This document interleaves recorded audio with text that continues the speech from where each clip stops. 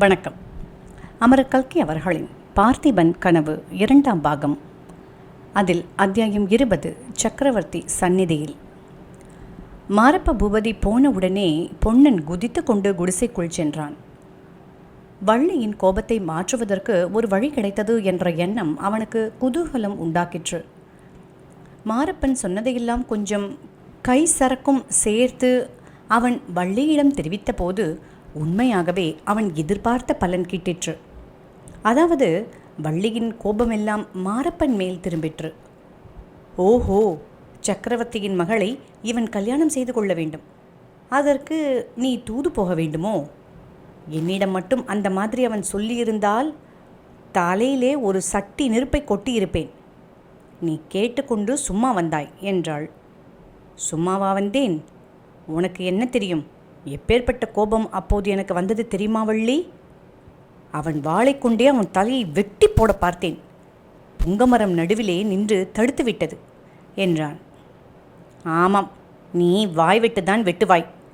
வாள் வெட்டுக்கு உன் கையிலே சக்தி இருக்கிறதா என்றாள் வள்ளி. பொன்னன், இங்கே வா, நான் சொல்லுகிறது நிஜமா இல்லையா என்று காட்டுகிறேன் என்று சொல்லி அவள் கையை பிடித்து கரகரவென்று இழுத்து கொண்டு போனான். புங்கமரத்தில் கத்தி வெட்டு ஆழமாய் பதிந்திருந்ததை காட்டினான். அதை பார்த்ததும் வள்ளி முகம் மலர்ந்தது. இந்த வெட்டை மரத்தில் ஏன் போட்டாய்? பாவம், பச்சை மரம், அவன் மேலேயே போடுகிறது தானே என்றாள். இருக்கட்டும், ஒரு காலம் வரும், அப்போது போடாமலா போகிறேன் என்றான் பொன்னன். பிறகு இருவரும் மேலே என்ன செய்வதென்று வெகுநேரம் யோசித்தார்கள். மாரப்ப பூபதி எவ்வளவு துர்நடத்தையுள்ளவன் என்பதை சக்கரவர்த்திக்கு எப்படியாவது தெரிவித்துவிட வேண்டும் என்று அவர்கள் முடிவு செய்தார்கள். ஆனால் எவ்விதம் தெரிவிப்பது?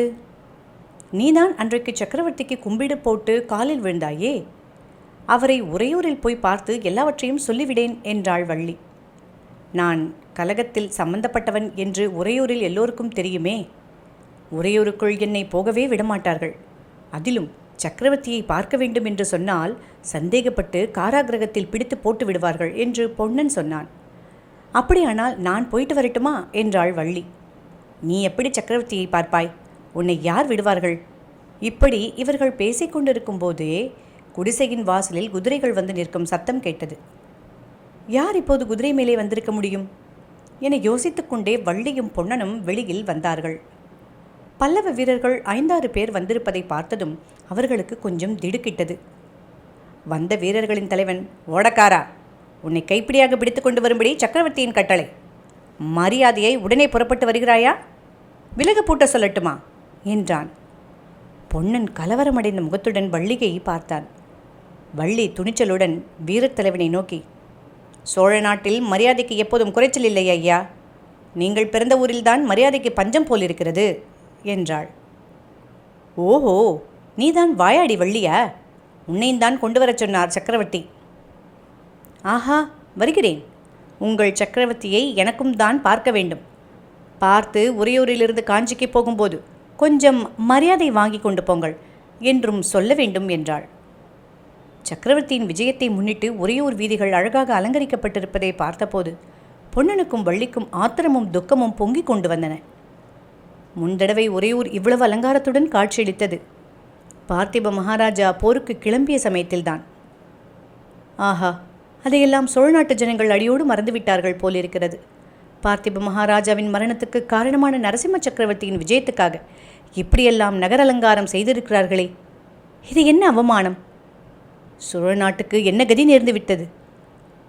அருள்மொழி ராணி இப்போது உறையூருக்கு வந்து இந்த கோலாகலங்களை எல்லாம் பார்த்தால் மனம் சகிப்பாரா? இவ்விதம் பேசிக்கொண்டே பொன்னனும் வள்ளியும் சக்கரவர்த்திக்கென்று புதிதாக அமைக்கப்பட்டிருந்த அரண்மனையை அடைந்தார்கள். அந்த அரண்மனையில் பெருமிதமும் அதில் காணப்பட்ட சிற்ப வேலைப்பாடுகளும் அவர்களை பிரமிக்கச் செய்தன. அவர்களின் ஆத்திரத்தையும் அதிகப்படுத்தின. சோழ மன்னன் அமர்ந்து ஆட்சி செலுத்த வேண்டிய இடத்தில் வெளியூரான் வந்தல்லவா இவ்வளவு ஆர்ப்பாட்டம் செய்கிறான்? அரண்மனைக்குள் அவர்கள் ஒரு அறையில் கொண்டு வந்து நிறுத்தப்பட்டார்கள். அதற்கு அடுத்த அறையில் பேச்சு குரல்கள் கேட்டுக்கொண்டிருந்தன. கம்பீரமான ஒரு ஆண் குரல் அதிகமாக கேட்டது. ஒரு இளம் பெண்ணின் இனிய குரலும் சிரிப்பின் ஒலியும் இடையிடையே கேட்டன. ஈனஸ்வரத்தில் இன்னொரு ஆடவன் குரலும் கேட்டது. அது மாரப்ப பூபதியின் குரல் மாதிரி இருக்கவே பொன்னன் திடுக்கிட்டான். சக்கரவர்த்திக்கு விரோதமான சதியாலோசனையில் கலந்து கொண்டதன் பொருட்டு விசாரிப்பதற்காகத்தான் சக்கரவர்த்தி தங்களை அழைத்து வர செய்திருக்க வேண்டும் என்று பொன்னனும் வள்ளியும் கிளம்பும்போது ஊகித்தார்கள். விசாரணையின் போது தைரியமாக மறுமொழி சொல்லி சக்கரவர்த்திக்கு பொன்னன் கும்பிட்ட அவமானத்தை துடைத்து கொள்ள வேண்டும் என்று அவர்கள் பேசிக்கொண்டு வந்தார்கள். மாரப்ப பூபதியின் ஈனக்குரலிலிருந்து தாங்கள் ஊகித்தது சரிதான் என்று அவர்களுக்கு பட்டது.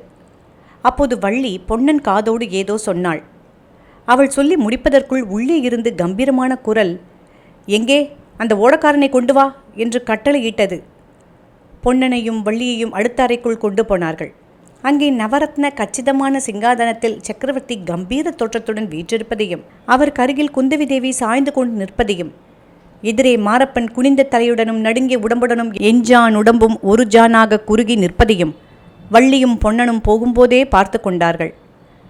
சக்கரவர்த்தியின் எதிரில் போய் நின்ற பிறகு அவர்களால் தலைநிமிர்ந்து பார்க்க முடியவில்லை. சக்கரவர்த்தியின் முகத்தில் பொங்கிய தேஜஸானது அப்படி கண்களை கூசச் செய்து அவர்களுக்கு அடக்க ஒடுக்கத்தை அளித்தது. மாமல்ல சக்கரவர்த்தி இடிமுழக்கம் போன்ற குரலில் சொன்னார், ஓஹோ, இவன்தானா? தோணித்துறையில் அன்றைக்கு பார்த்தோமே. வெகு சாதுவைப் போல வேஷம் போட்டு நடித்தான். நல்லது நல்லது.